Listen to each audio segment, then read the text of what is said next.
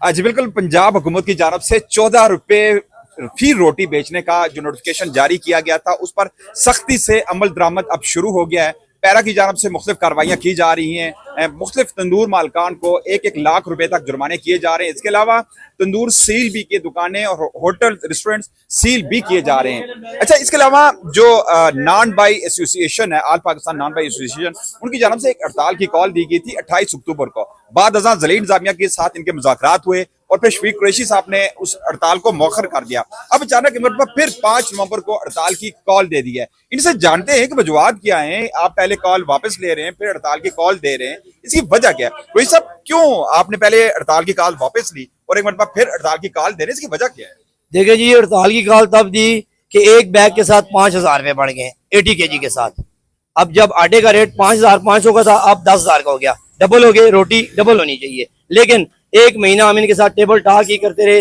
जब हमने हड़ताल की कॉल दी, इन्होंने हमारे साथ बैठे कि जी आप शटल डाउन ना करें, आपके मुतालबात हम मानते हैं और आपके मसाइल हल करेंगे। आप वीडियो पैगाम जारी करें जो हमने ऊपर CM को देना है, वज़ीर खुराक को देना है, सेक्रेटरी खुराक को देना है। मैं कहा जी नो डाउट इंतजामिया करते हैं, क्योंकि रियासत माँ की तरह होती है। हम तो बच्चे बन के उनके पास गए, लेकिन उन्होंने हमारे साथ इस दफा हाथ कर दिया और अल्हम्दुलिल्लाह हमने शटल डाउन खत्म नहीं की। शटल डाउन 5 तारीख को होगी और इंशाल्लाह इनको अंदाजा हो जाएगा किस बिना पर। आपका जो वीडियो बयान जारी हो रहा है, गुज़श्ता रात को इस सामने मंजर आम पे आया। आप कह रहे हैं 14 रुपए की रोटी बेचे और जो नॉन भाई जो बेचेगा 15 रुपए या 20 रुपए, वो जिम्मेदार खुद होगा, और अचानक आपने फिर हड़ताल की कॉल दे दी। देखें जी, मेरे पास जिस दिन मैंने अपने मोबाइल से रिकॉर्ड किया है, मेरे पास उस दिन का डेटा पड़ा है रिकॉर्डिंग का, मैं वो भी आपको मुहैया कर सकता हूँ अल्हम्दुलिल्लाह। ऐसी बात नहीं है। वीडियो किसने जारी? ये वीडियो ADGC साहब ने जारी करवाई है। उनके PS ने कहा है कि आप एक वीडियो बना के दें कि जी हम कोई 20 वाली लिस्ट नहीं लगा रहे, कोई 20 की रोटी नहीं बेचेगा, हम रोटी 14 की बेचेंगे। लेकिन उसके पीछे हमें कहा था कि हर तंदूर को अच्छा मेयारी आटा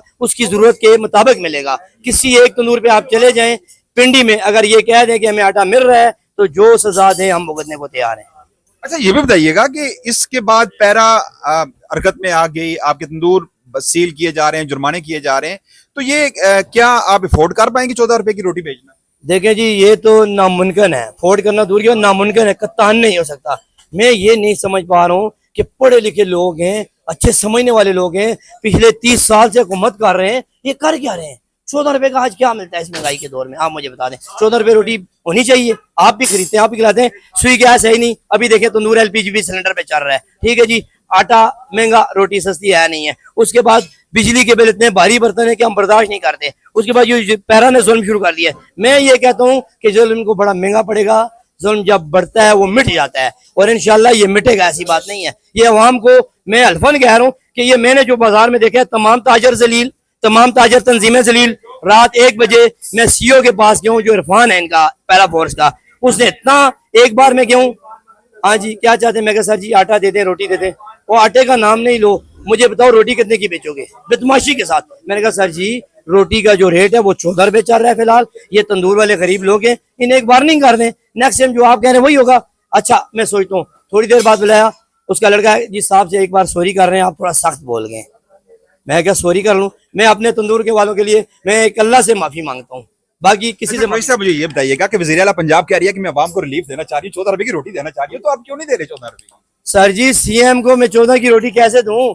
मैंने उस दिन उनका एक इंटरव्यू देखा है कि मेरे दादा अब्बू ने मेरे अब्बा को वसीयत की है कि जी रोटी पे कंप्रोमाइज नहीं करना।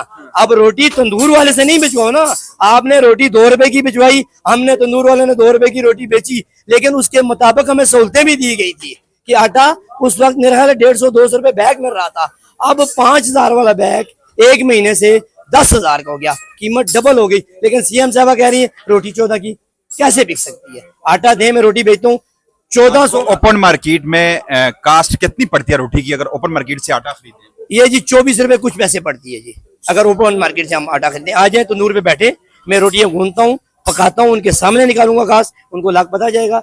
एक रोटी के अलावा कोई कस्टमर किसी चीज को हाथ ही नहीं डालना है। नान तो जड़ से खत्म हो गया ना, जैसे लोग कहते हैं नान है ही नहीं है शहर में, खाना ही नहीं है हमने। 14 की रोटी है, 30 का नान है, डबल हो गई कीमत, कौन खाएगा? ये जुर्माने, ये सील करना, ये कब तक अफोर्ड कर पाएंगे? क्या 5 नवंबर को ये जो हड़ताल होगी सिर्फ 5 नवंबर की होगी, या कि ये गैर मुअय्यना मुद्दत के लिए? सर जी अल्लाह के हुक्म से ये हड़ताल गैर मुअय्यना मुद्दत के लिए चलेगी, जब तक हमारे मसाइल मुतालबात हल नहीं हो जाते। कोई बंदा पागल नहीं है कि अपना कारोबार बंद करे। 101% तंदूर वालों ने मुझे कहा है कि कुरैशी साहब ये आप दुकानें बंद क्यों नहीं करवा रहे। 1.5 महीने से इतना हमारे पे वजन है लोगों का, पूरे पंजाब का, कि आप कर क्या रहे हैं, क्यों नान भाई एसोसिएशन में कोई इस तरह का है डिवीजन तो नहीं है, तमाम लोग नान भाई आपके साथ हैं? सर जी अल्लाह के हुक्म से ये तो 5 नवंबर को पता चल जाएगा कि हमारे साथ हैं या नहीं। रेस्टोरेंट्स भी आपके साथ चलेंगे? जी रेस्टोरेंट वाले से हमारी बात हुई है, पहले तो छोटे मोटे रेस्टोरेंट बंद होंगे, जो बड़े होटल हैं वो पार्सल रोटी सेल नहीं करेंगे। ये हमारी उनसे बकायदा डीसी ऑफिस के बाहर ही मीटिंग हुई है, तय हुआ है। तो करेंगे क्या, बंद करके घर में बैठ जाएंगे? करके घर में ये लोग बैठेंगे। तो आपके मजदूर हैं, ये इतने सारे, ये कहाँ से, ये हुकूमत इनको संभालेगी, हम नहीं संभालेंगे। ये मांगे क्या घर भेजेगी खर्चा इनका? देखें वो हुकूमत को भेजना चाहिए ना, आए बैठे। मैं आपको कह रहे हैं कि रोटी 14 रुपए की, आज तक सिर्फ सीएम का बयान आया है। कभी सीएम ने, मेरी भी सीएम है, मैं भी उनका पंजाब सूबे का रहने वाला हूँ, कभी उन्होंने कहा है कि सदर साहब आए बैठे, आपको तकलीफ क्या है, मसला क्या है, आपको पूछता ही नहीं है। एडीजी, मैंने डीसी साहब का 1 साल हो गया मुंह नहीं देखा है, 1 साल पूरा हो गया। एडीजी साहब उनके पास जाते हैं, वो हमें बराबर करके भेज देते हैं।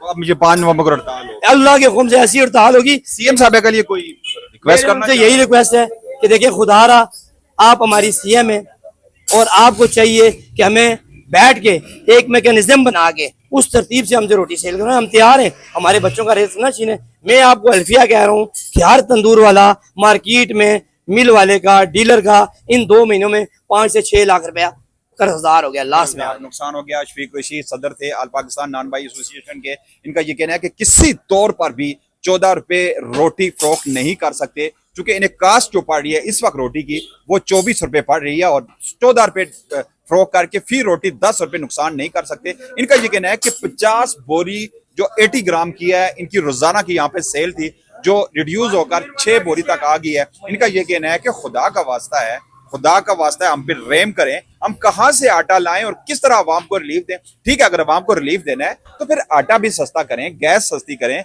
हमें भी तो रिलीफ दिया जाए, बिजली भी सस्ती की जाए, हमें रिलीफ दिया जाए। तो हम 2 रुपए रोटी भी फरोख्त करते रहे, जब हमें रिलीफ मिलता है तो बराह रास्त उसका असर आवाम पे भी पड़ता है। लेकिन ऐसा ना करें कि आप आटा दुगना कर दिया है, गैस